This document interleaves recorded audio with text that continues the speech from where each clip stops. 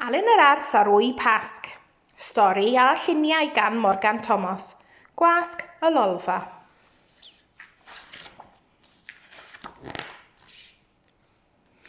Roedd Alun yr Arth yn edrych ymlaen at y Pasg. Wy siocled mawr melys blasus, meddai Alun. A fi fydd yn ei fwyto fo i gyd. Pan ddaeth y Pasg, roedd Alun yn glafoerio. Alun, meddai mam a dad, rwyt ti am gael Wy Pasg heddiw. Ond, yn gyntaf mae'n rhaid cael helfa Wy Pasg. Beth? Y bychodd Alun. Helfa? Beth yn y byd ydy helfa Wy Pasg? Dwi eisiau'r siocled nawr.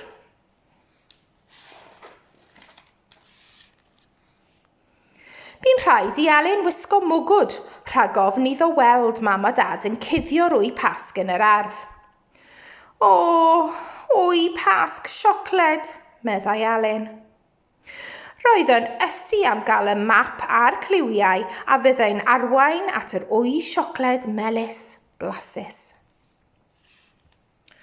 O'r diwedd, cafodd Alun dynnu'r mwgwd.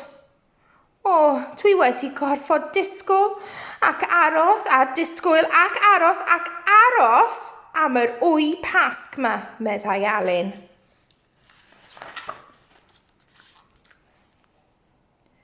Dewch ar cliwiau a'r map i mi nawr, mynnodd Alun, i mi gael bwyta'r Wy Pasg siocled. Alun, meddai mam a dad, bydd yn ddiolchgar, neu fydd na ddim Wy Pasg i ti o gwbl. Mae'n ddrwg gen i, meddai Alun. Dwi'n edrych ymlaen yn ofnadwy at gael y siocled. Da iawn am ymddiheurio, Alun, meddai mam a dad. Dyma'r cliwiau a'r map i ti. O, diolch yn fawr, meddai Alun, wrth ei fodd. Aeth Alun yr Arth o gwmpas yr ardd. Roedd yn datrys y cliwiau fesul un ac yn dilyn y map yn ofalus. O'r diwedd, dyma Alun yn datrys y cliw olaf ac yn dod o hyd i'r Wy Pasg. Ond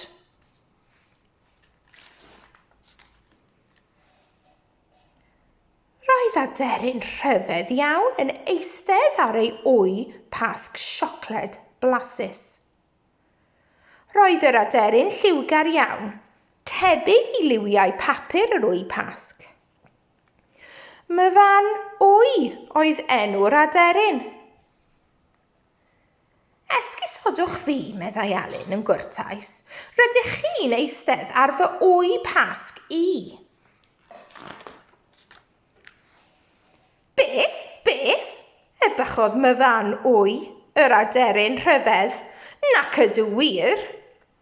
Paid y siarad lol, medda'r aderyn. Fy nghyw bach i yw'r Wy hwn, edrych ar y lliwiau. O, roedd Alun wedi edrych ymlaen cymaint at fwyta'r siocled melys blasus. Aeth am dro o gwmpas yr ardd eto. Ond y tro hwn roedd Alun yr Arth yn chwilio am nyth ac wyau go iawn. Daeth Alun o hyd i nyth ar gangen isel un o'r coed. Roedd 3 Wy bach ynddi.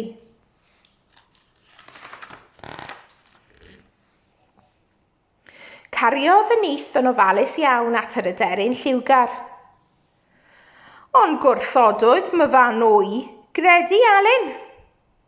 Nid fy wyau i yw'r rheina, meddai, maen nhw'n hollol ddi-liw. Ond mae ciwion bach tu mewn i'r plisgyn, meddai Alun. Mi fydden nhw'n oer heb ei mam i eistedd ar yr wyau i'w cadw'n gynnes a'i gwarchod.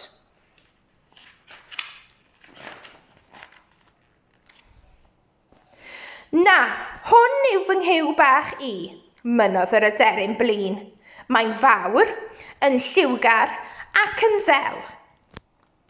Trodd Myfanwy ei chefn ar Alun.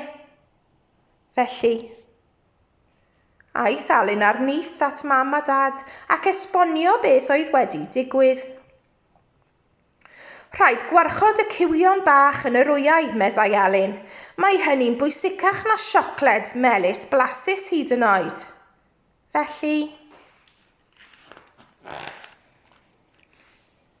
dyma Alun yn eistedd yn ofalus iawn ar yr wyau bach i'w cadw'n gynnes. Roedd yn ddig nad oedd e wedi cael ei wy pas siocled, ond roedd yn rhaid helpu'r cywion bach. Dyma fo'n disgwyl ac aros a disgwyl. O'r diwedd, dyma'r wyau'n deor a gwelodd Alun 3 o'r cywion bach delaf erioed. Hwrê, meddai Alun, dwi wedi cael 3 ffrind bach newydd.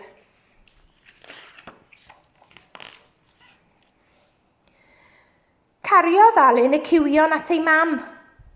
Fy nghywion bach i, gwaeddodd Myfanwy. Mae'n ddrwg gen i, dwi wedi gwneud camgymeriad gwirion iawn.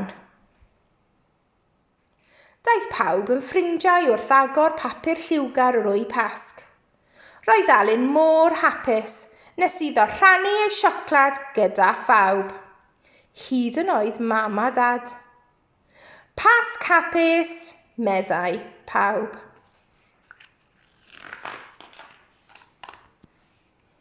Y diwedd.